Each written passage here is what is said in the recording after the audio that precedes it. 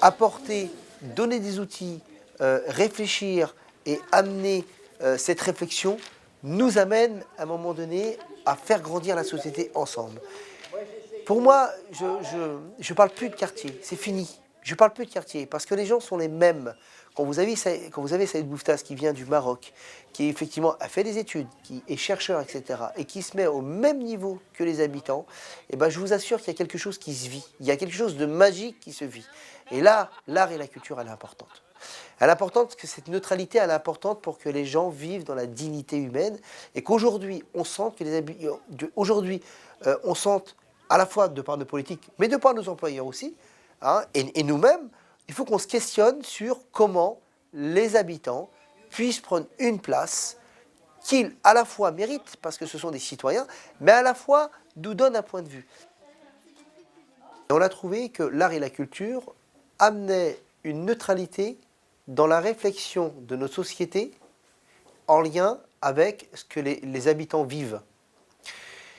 On peut tout mettre dans la culture. L'urbanisme, le social, l'éducation, on peut tout mettre. Et là, on souhaite travailler avec des personnes extérieures, donc là, du coup, avec Daniel Payet, sur la question avec l'Université de Nantes, Saïd Bouftaz, un artiste engagé. Et ça nous permet, à un moment donné, de dire, ben voilà, on voit la société différemment. Donc le socioculturel et le culturel n'est pas loin du tout.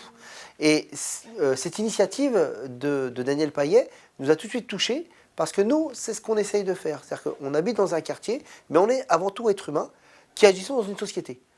Et là, effectivement, c'est le projet social qui est mis en mouvement. Et le projet social, c'est aussi l'application des habitants. C'est aussi entre l'artiste et les habitants, qu'est-ce qu'ils vont vivre. Et ça, on se bat depuis quelques années en disant, la culture est intéressante, mais la culture, elle est au service de qui et pourquoi. Et là, effectivement, dans la société actuelle, on a besoin de voir ce qui se passe et comment est-ce qu'on peut innover. Il faut créer. La création est importante pour nous.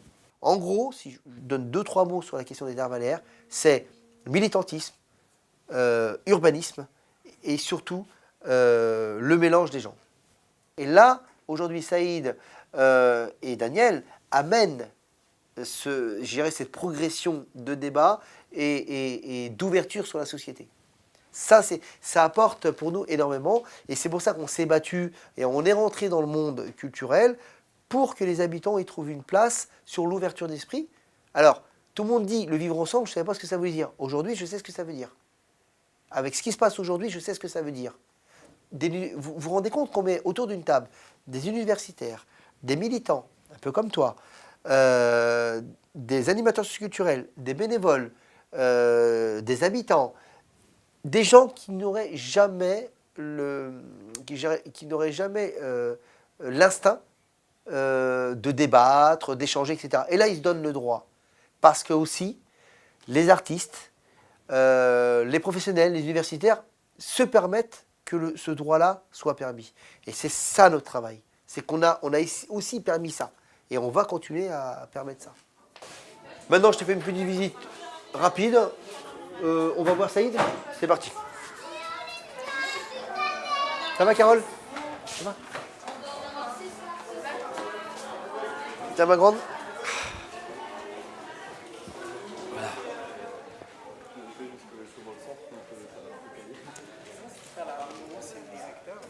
On s'est vu tout à l'heure. C'était vraiment très bien et elle est en train de me... Voilà.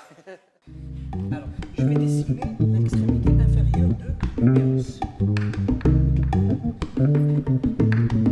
L'extrémité inférieure,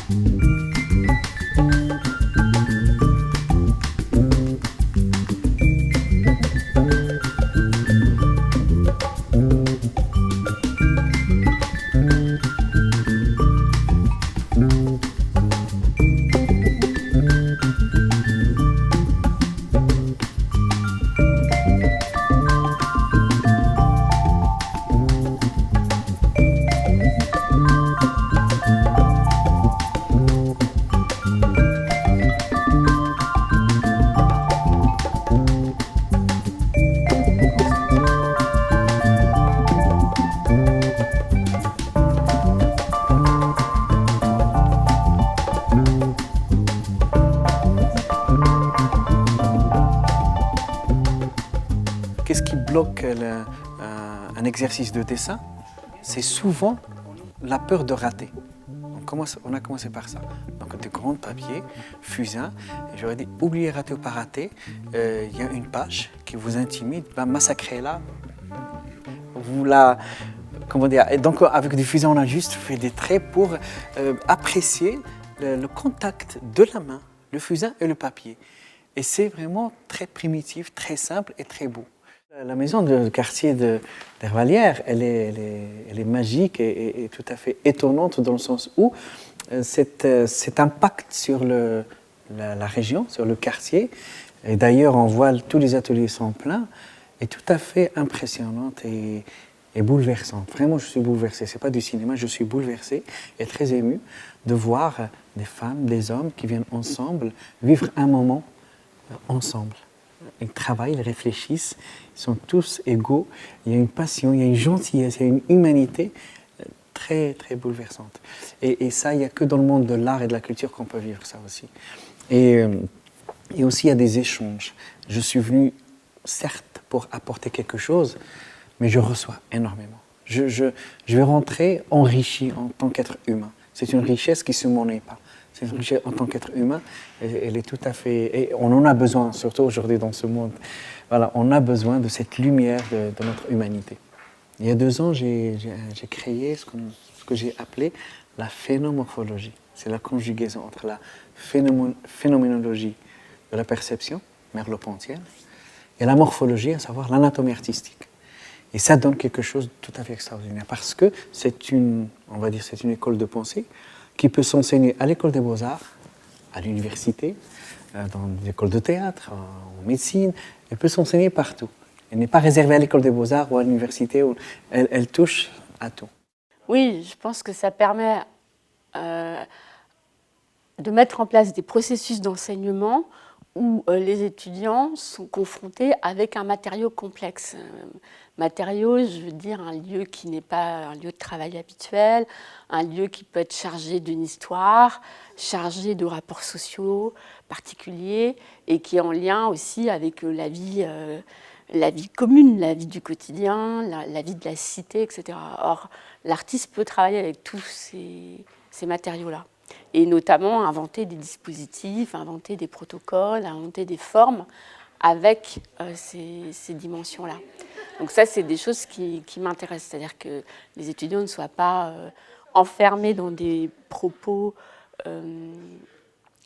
qu'ils ont sur le monde, mais qu'ils aillent pêcher, en fait, d'une certaine manière, se confronter pour complexifier leur vision, leur perception, leur représentation, et petit à petit comprendre qu'ils ont la possibilité d'une action aussi sur le monde. Et que l'art, ce n'est pas simplement représenter les choses à distance, mais que la représentation passe par l'expérience. Moi, ce qui m'a intéressée, c'est plutôt la pensée de Daniel, dans un premier temps, c'est-à-dire l'idée d'envisager que la pratique de l'art puisse être une pratique qui soit un enjeu collectif et puisse modifier des situations sociales, puisse modifier des pratiques sociales, puisse modifier des représentations. Ça, c'est des choses auxquelles je crois. Donc, j'ai un peu sauté sur cette collaboration en me disant, elle a un autre point de vue, elle a d'autres pratiques, elle a d'autres connaissances, elle a d'autres moyens d'analyser tout cela. Donc, ça me plaît, ça m'intéresse, je vais peut-être apprendre quelque chose de tout ça. Donc déjà, dans un premier temps, je l'ai vu à travers cette possibilité qu'elle m'offrait d'un territoire commun. Les étudiants qui sont venus au workshop, ils ont assisté à la conférence. Donc la conférence, c'était de la théorie, on va dire, à travers des images projetées, mais c'est quand même on est dans la spéculation, on est dans la théorie. Et qui a été aussi... il y a eu des échanges, surtout la phase de questions-réponses, elle était vraiment très très bien. J'étais très heureux. Qu'est-ce qui s'est dit dans ces questions-réponses ? Alors, lors de ma conférence, j'ai parlé du statut du corps et de la double censure du corps. Je m'explique brièvement. Alors, la première censure, c'est dans les pays arabo-musulmans. Je parle de ma ville, de Tétouan, donc du Maroc. C'est que le corps est condamné, la représentation du corps est condamnée. Un corps nu est inconcevable, sa place n'existe pas à l'école des beaux-arts où je ne peux pas dessiner et exposer un nu. Donc parce qu'il est condamné, parce que le citoyen marocain par exemple, dans un nu, il ne voit que l'objet sexuel, que la pornographie. Voilà, il ne voit que ça. Et il est incapable de voir la vulnérabilité d'un corps, la beauté d'un corps, la fragilité, les ondulations, etc. Donc, et c'est difficile, c'est un conditionnement profond, religieux, social. Donc j'ai enlevé la peau, donc c'est l'écorché, c'est tant mieux parce que je travaille avec l'écorché. Et du coup, cet objet, le corps, il a une connotation médicale, anatomique, et ça fascine toute l'humanité. Et notamment, nous au Maroc, on est fascinés par la médecine. Quand on dit un chirurgien, pour nous, c'est un être supérieur, etc. Donc, ce statut anatomique du corps m'a permis de créer une brèche pour créer une communication. Et du coup, quand je parle du corps, je parle du miracle, le corps divin. On dit, oh, quelle créature merveilleuse, c'est bien. Et puis, j'essaie d'expliquer le mécanisme, la forme, les articulations et les choses que nous ignorons du corps. Et donc, les assistants, qu'elles soient femmes voilées, barbues, étudiants, etc., ils sont en train de découvrir leur propre corporité. Et du coup, ça les interpelle et on commence à dessiner ce que nous venons d'étudier. Donc, on est loin des contradictions, des idées reçues, et que le dessin, c'est pas copier une chose, mais c'est s'étonner du monde où on vit, s'étonner de soi et de notre corps et de la réalité. L'art, c'est la vie, donc ça fait partie de la vie courante quand on est sur la sensibilité, découverte de l'autre, développement de l'esprit critique, ainsi de suite. Et nous, la difficulté, c'est on est centre socio-culturel, donc depuis Malraux, il y a la scission entre le sacré et le profane. Donc le profane, les pratiques émergentes, c'est adossé ou pratiqué ou enseigné ou abordé dans les centres sociaux. L'art avec un grand A, c'est les musées des beaux-arts, les institutions. Et on a un petit peu de mal à travailler justement avec les institutions culturelles ou avec tout ce qui est descendant de l'ordre des politiques publiques, parce qu'on est... on n'est pas reconnu en tant que structure culturelle, on est reconnu comme socio-culturel. Donc, dans l'esprit des gens qui nous gouvernent, nous dirigent, qu'on est plus un petit peu des amuseurs publics, où on est là sur la détente, le loisir. Et le fait de travailler avec des artistes, ça nous permet aussi d'acquérir une forme de crédibilité. C'est vrai qu'au début, quand j'ai commencé avec eux, je me suis dit, mais attends... C'est Saint-Jacques qui nous attend là pour travailler avec les beaux-arts. Mais en fin de compte, quand on s'y met dedans, c'est un amusement carrément. Et en fin de compte, en gros, on devient tous des artistes dans l'histoire. Il me semble important de répondre à la question pourquoi j'ai souhaité la création de cette résidence participative. Un parcours art contemporain et corps qui repose sur le travail de Saïd Bouftaz, un plasticien marocain. Il me semble d'abord que c'est une réponse au contexte géopolitique qui nous interroge tous et qui nous renvoie à cette nécessité, cette responsabilité de permettre à différentes cultures de se rencontrer, de se frotter, de créer ensemble. Cette résidence, elle est aussi une expérimentation dans le cadre du renouveau des politiques culturelles avec en son cœur les droits culturels qui mettent en avant la question de la dignité humaine, la question de la réciprocité, comment mobiliser la vitalité des personnes qui sont présentes sur un territoire qu'on partage.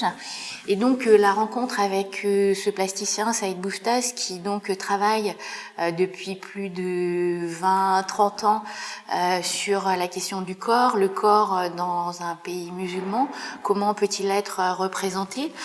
Donc la rencontre de cet artiste plasticien qui met au cœur du renouveau d'un projet politique, l'art et la culture pour plus d'humanité, pour qu'on se parle là encore.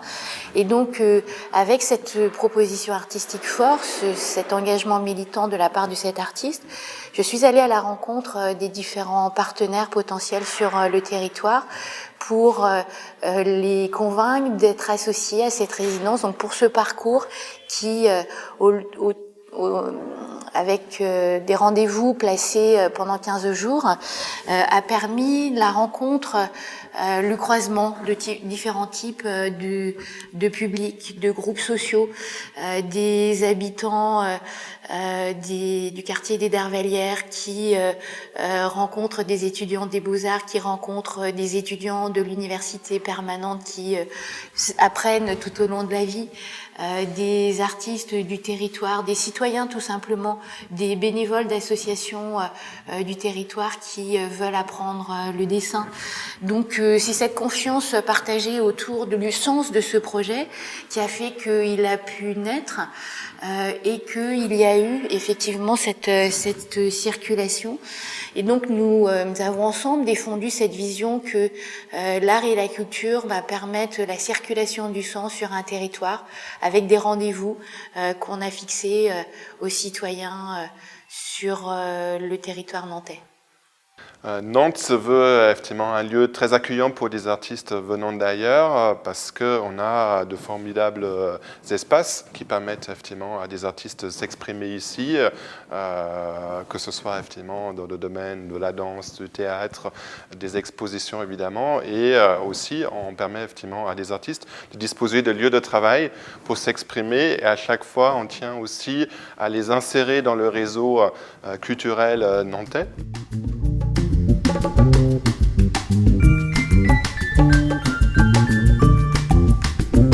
C'est un lieu qui n'existe pas ailleurs en France et apparemment pas en Europe non plus, parce que c'est un lieu donc qui appartient à la ville de Nantes, mais qui laisse une énorme liberté aux associations, aux artistes qui l'investissent pour présenter leurs thématiques, leurs pratiques, et cette liberté-là, elle est d'une richesse incroyable, et c'est ça qui nous permet d'avoir un programme qui nous permet d'inviter des artistes connus sur le plan international, ou de découvrir des Shipibo-Konibo par exemple. Je ne sais pas si vous connaissez les Shipibo-Konibo, mais ce sont des Indiens d'Amazonie qui ont pu venir à Cosmopolis parce qu'on a laissé cette opportunité-là à des associations locales.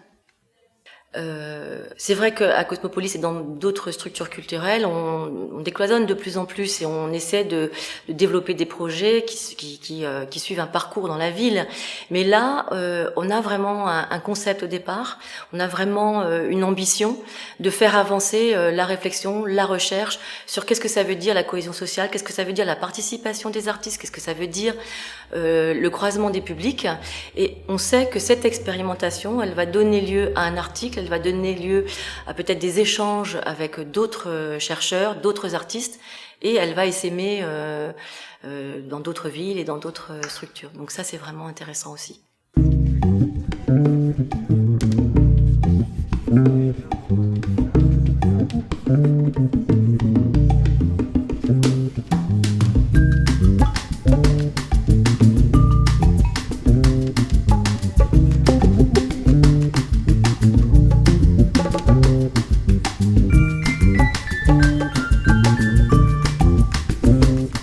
Le cœur du cœur, c'est vraiment cette notion de rencontre.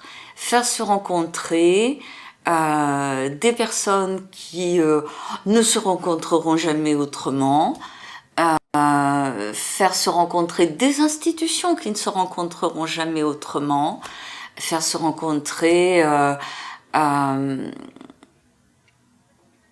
des personnes, enfin de l'humain. C'est de la rencontre et de l'humain. L'université permanente a une vocation culturelle, par nature, c'est son objet. Et la venue de Saïd Bouftaz, en lien avec la Maison des Dervalières et avec d'autres partenaires, permettait justement d'ouvrir le prisme de l'université permanente. Le fait de recevoir des gens de la Maison de quartier des Dervalières ici, sur le site de l'université, à l'université permanente, permettait une expression différente vers d'autres publics et vers d'autres populations. C'est intéressant parce qu'on se pose toujours la question comment faire pour que la culture aille vers des gens en précarité, vers des gens qui ne sont pas habitués à la culture. Puis on se rend compte qu'en fait, ce n'est pas dans ce sens-là qu'il faut aller, c'est dans l'autre sens. Il faut que la culture investisse tous les lieux et avec en donnant aussi accès à des choses de très grande qualité, puisque bon, ce qu'on a vu à travers cet artiste, c'est assez extraordinaire. C'est pas des choses au rabais, c'est des choses qui sortent aussi des clichés que l'on a, puisque ça a été dit par le directeur de la maison de la culture. On s'attend toujours dans les quartiers à avoir du rap, des choses, etc. Alors que tout est possible. Mais moi, ce que je me dis quand même, parce que nous on a été profs dans une époque ancienne, et on a essayé au niveau de l'enseignement dans les collèges de faire un peu ces choses-là à petite échelle, au rabais, et on se rend compte qu'aujourd'hui ça n'existe plus du tout. Enfin, avec les copains qui restent dans le circuit scolaire, bon, il y a plus de place à ça parce qu'il y a des programmes à tenir, parce qu'il y a des carcans administratifs, il faut déposer les projets très longtemps à l'avance, etc. quoi. Et là, bon, on se rend compte que tout ça, ça n'existe plus. Donner aux gens le sentiment qu'ils sont créatifs, donner aux gens le sentiment qu'ils ont donc un pouvoir, puisqu'ils sont créatifs, et que le pouvoir n'appartient pas aux politiques et aux institutions. La responsabilité de l'université, c'est de conduire des jeunes citoyens. Voilà, d'essayer de les éclairer, de participer à la construction de leur esprit critique, à leur émancipation, à leur capacité d'être autonome dans leurs pratiques culturelles. Donc on fait un bout de chemin ensemble pendant les 3 ou 5 années, voire parfois plus, où ils sont sur les campus, et comment on accompagne finalement ce cheminement-là. Ça, c'est notre responsabilité. L'invitation de Saïd Bouftaz, elle est à plusieurs niveaux. Il y a tout d'abord accueillir l'autre. Donc voilà, c'est un artiste qui est marocain, donc c'est une confrontation aussi avec une autre forme de culture. Voilà, et il y a d'abord cette invitation-là. Il y a aussi le fait de créer des liens sur le territoire avec la maison de quartier des Dervalières. Il y a plein d'acteurs impliqués dans ce projet. Donc pour l'université, c'est important aussi de participer à ces échanges sur le territoire, à la fois avec les structures, mais aussi avec les publics qui ne sont pas les mêmes. Donc c'est une façon de faire se rencontrer des étudiants, des habitants de quartier, que ce soit sur le quartier des Dervalières, mais aussi à l'université, puisque les habitants de quartier sont invités à participer à l'atelier sur le campus. Donc voilà, c'est aussi cette mixité-là qu'on recherche. Et puis à la fois, c'est un processus créatif, voilà, qui s'invente avec les habitants, avec les étudiants. Donc voilà, c'est comment on déroule un projet qui lui-même va s'auto-définir au fur et à mesure de son avancée. Et globalement, on a cette même vision de l'université comme lieu ouvert sur le monde, ouvert sur l'autre, et surtout de partager l'idée qu'on est un lieu d'expérimentation, à la fois dans les enjeux de la culture et forcément d'essayer d'aiguiser la curiosité des étudiants vers des formes qui sont un peu moins évidentes, moins connues, moins proches. Voilà, je crois que ça fait partie des missions vraiment fondamentales de ce que peut être l'université.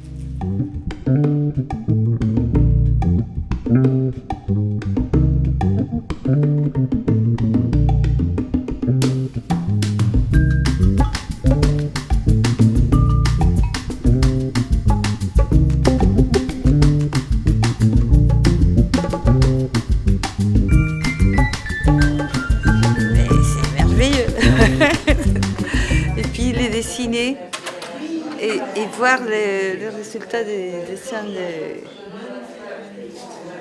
Saïd, ça te donne envie de rentrer et explorer davantage le propre corps, le sien. Excellent.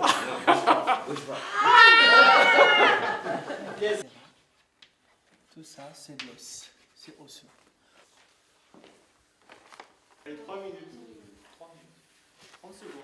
Le corps, c'est la vie.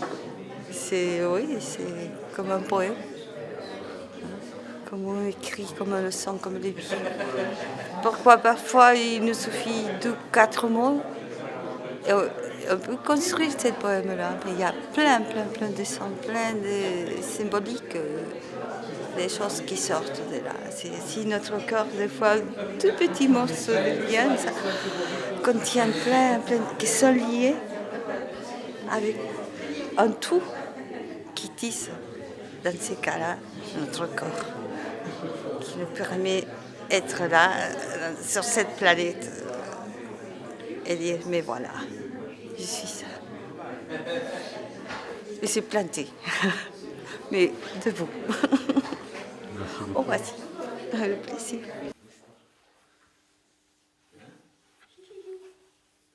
Pourquoi cette résidence participative fait innovation artistique, culturelle et sociale ? On est ici, dans cette expérimentation, dans une très belle illustration de ce que sont des médiations circulaires. En effet, elle répond à un besoin social, une aspiration de permettre à des personnes de rencontrer l'autre, un besoin d'altérité, un besoin de rompre l'isolement, de se rencontrer en dessinant, en se trompant. C'est la proposition que fait Saïd Bouftaz.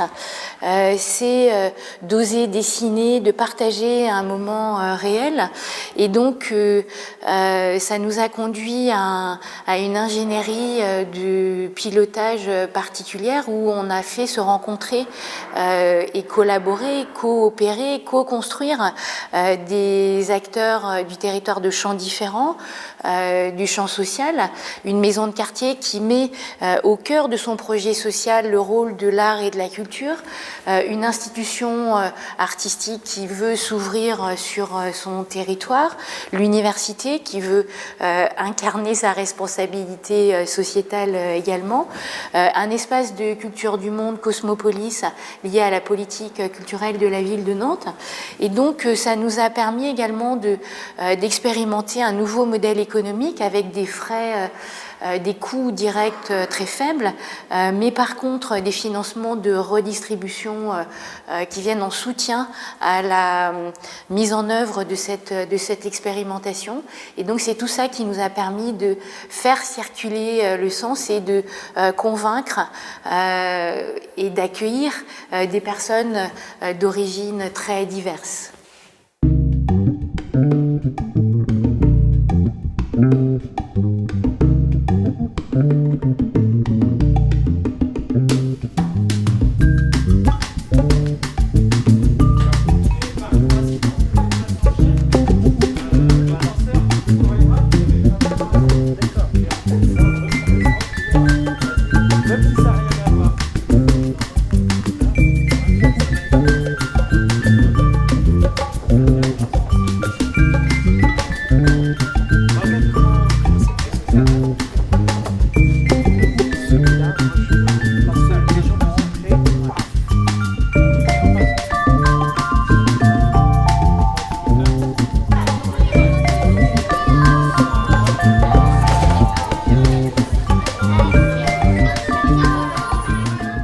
C'est que je dessine avec de l'encre de Chine. Et après tu souffles. Non. Après je prends un pinceau, je remplis d'eau, je trace de l'eau et l'eau se mélange avec l'encre. Et après je prends un autre pinceau plus grand et il faut maîtriser le geste. Hein. Vraiment je jette sur la ligne et ça crée que ça va vers le mouvement que je veux. Mais c'est pas facile, il faut vraiment s'entraîner. Et comme ça fait 30 ans que je travaille, ben écoute, je suis arrivé à maîtriser le jet. Il a une facilité, les contacts avec les gens, mettre les gens à l'aise. Quand l'autre jour je disais je suis incapable de faire un dessin comme ça, il me dit il faut pas dire ça, tout le monde est capable de faire, tout le monde peut faire, tu prends les crayons, tu peux les faire. Ça veut dire il te met à l'aise de pas ton cripser, de dire je peux pas faire comme toi qui es en train de faire parce que c'est ton boulot, parce que c'est ta passion, tout ça. Vous voyez comme je garde l'enfant moi, je n'ai pas peur, l'essentiel comme je disais tout à l'heure, c'est se faire plaisir et vivre un moment pleinement. Attention, si je m'éloigne, ne bougez pas, si je m'éloigne, il est plus que vivant. Vous voyez, vous êtes content?